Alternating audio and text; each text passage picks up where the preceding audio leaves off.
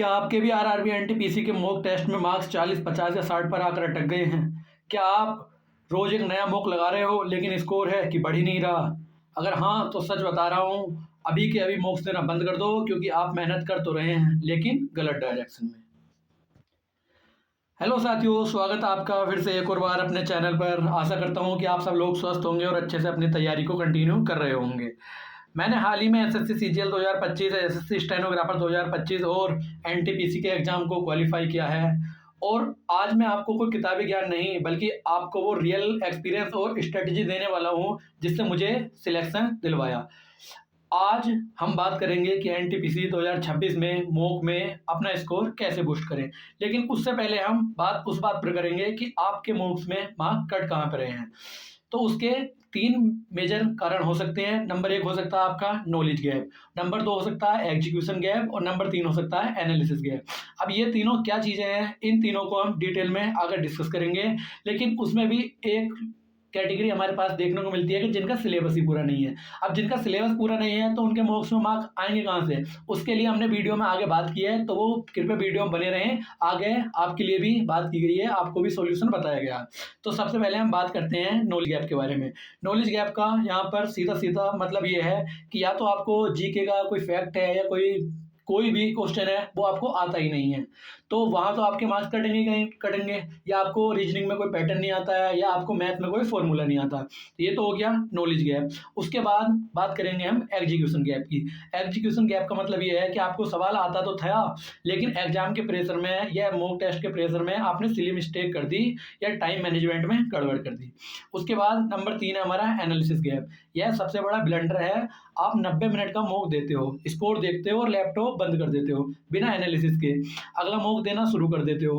आप अपने ही पैर पर कुल्हाड़ी मार रहे हैं। तो अब इन सारी बातों का सॉल्यूशन क्या है, उस सॉल्यूशन पर हम बात करेंगे अब आगे वीडियो में कि इन चीज़ों को कैसे टैकल कर सकते हैं और इनका क्या सॉल्यूशन हो सकता है।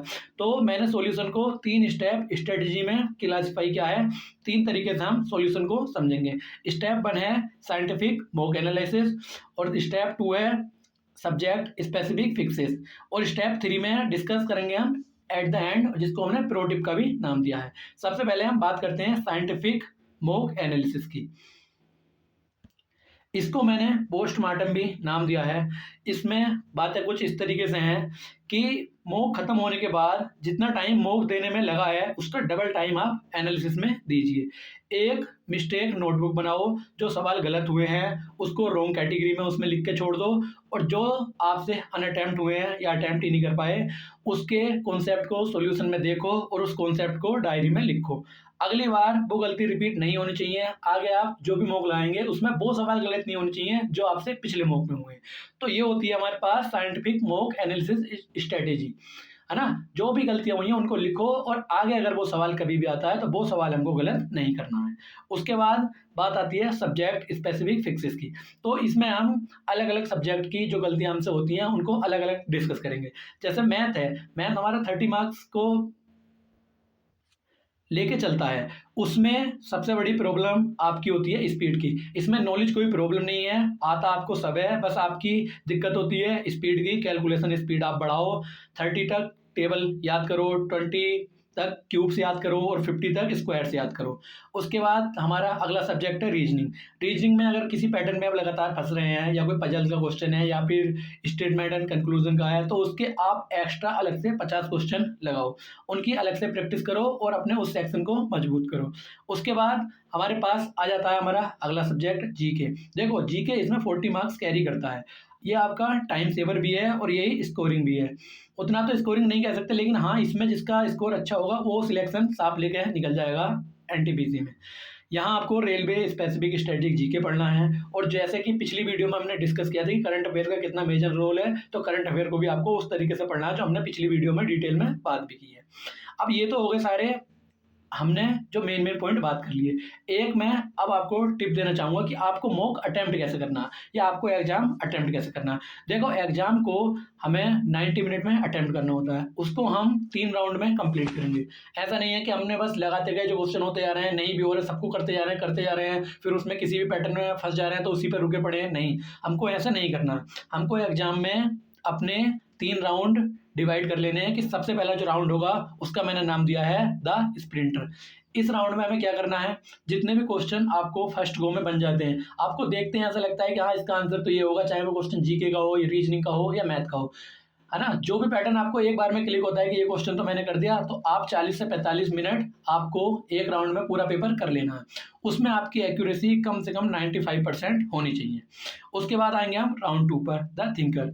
इसका मैंने नाम दिया है द थिंकर। अब वो सवाल उठाओ जिसमें आपको या तो कैलकुलेशन करनी पड़ेगी, सवाल डुएबल है, आपको देख के लगाता पहली बार में कि सवाल हो जाएगा, बस थोड़ी सी कैलकुलेशन है, वो सवाल का या रीजनिंग का कोई पैटर्न हो सकता है जो आपको पता है कि हाँ ये सवाल मैं कर लेता हूँ, बस इसमें थोड़ा टाइम लगेगा और आप पहले उसको छोड़ के चले गए थे। अब सेकंड राउंड 30 मिनट में वही सवाल करने हैं जो आसानी से बन जाएंगे, बस थोड़ी सी कैलकुलेशन है। तो 30 मिनट हम इस तरीके से करेंगे। अब हमारे पास बचते हैं 20 मिनट। अब 20 मिनट में हम अपना राउंड 3 स्टार्ट करेंगे जो 20 मिनट का होगा, और उसको हमने नाम दिया है द पजलर। इसमें आप जो भी लेफ्ट ओवर आपके पिछले क्वेश्चन थे उनको आपको करना है, जो कॉम्प्लेक्स क्वेश्चन थे जो आपको लगता था कि हाँ ये मिस हो भी सकता है या नहीं भी हो सकता, आप उसमें अनसर्टेन थे, तो अब आप उनको करने का ट्राई करेंगे।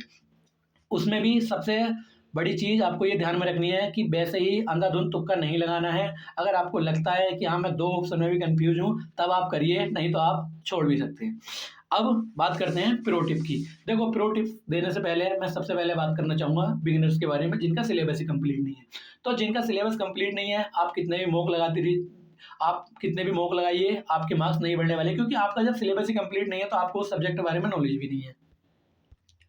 और अगर नॉलेज ही नहीं है तो फिर आप क्वेश्चन करोगे कैसे? तो आपके पास उतना टाइम भी नहीं है। मैंने पीछे 3 वीडियो बनाई हैं तीनों सब्जेक्ट को लेके, कम दिनों में जो मेन टॉपिक आपको कंप्लीट करने हैं, आप उन तीनों वीडियो को देखिए। आप मॉक देना बंद कर दीजिए, आप मॉक दे भी रहे हैं तो उनको मत दीजिए, आप अपना बस सिलेबस पूरा कीजिए। जैसे मैंने पिछली तीनों वीडियो में स्ट्रेटेजी बताई है, आप चैनल पे विजिट करके उन तीनों वीडियो को देख सकते हैं। बस आप उतना कर लीजिए, आपका भी उद्धार हो जाएगा, इसकी मैं गारंटी देता हूँ। आप कृपया करके मॉक ना देके आप उनको कंप्लीट कीजिए। तो अब बात करते हैं प्रो टिप की। देखो, सबसे पहले तो ये है कि आपको अपनी परसेंटाइल पे फोकस करना है, नोट मार्क्स, है ना। आप अपनी जो आपने मॉक दिया है, आप उसने मॉक में देखिए आपकी परसेंटाइल कितनी आ रही है। आपकी परसेंटाइल 95 मार्क्स है, 95 है परसेंटाइल, और मार्क्स आपके बनने हैं 60, तो भी आप क्वालिफाई एग्जाम को करेंगे, क्योंकि मैटर करता है परसेंटाइल। देखो, 1/3 की नेगेटिव मार्किंग है, आप अंधे अगर तुक्के लगाएंगे तो उससे आपकी परसेंटाइल गिरेगी, और परसेंटाइल गिरने से आप एग्जाम से हो जाएंगे बाहर। इसलिए पैनिक ना हो, अंधाधुंध तुक्के नहीं लगाने हैं हमको, जितना हो सके सही सही क्वेश्चन हमको अटेम्प्ट करने हैं और अपने परसेंटाइल को अच्छी बना के चलना है। तो इसी के साथ आशा करता हूँ कि आपको हमारी स्ट्रेटजी प्रैक्टिकल लगी होगी। तो अगर आपको कुछ भी इस वीडियो से हेल्प हुई है तो आप वीडियो को लाइक कर सकते हैं और कमेंट में मुझे अपने मॉक स्कोर बता सकते हैं। देखते हैं कि आप कहाँ पर स्टैंड करते हैं, और हमारे चैनल को सब्सक्राइब कर लो, क्योंकि एनटीपीसी 2026 तक मैं ऐसी ही रियल और प्रैक्टिकल गाइडेंस लाता रहूँगा। तो मिलता हूँ आपसे नेक्स्ट वीडियो में, तब तक के लिए कीप स्टडी और चैनल को सब्सक्राइब कर लीजिए। धन्यवाद।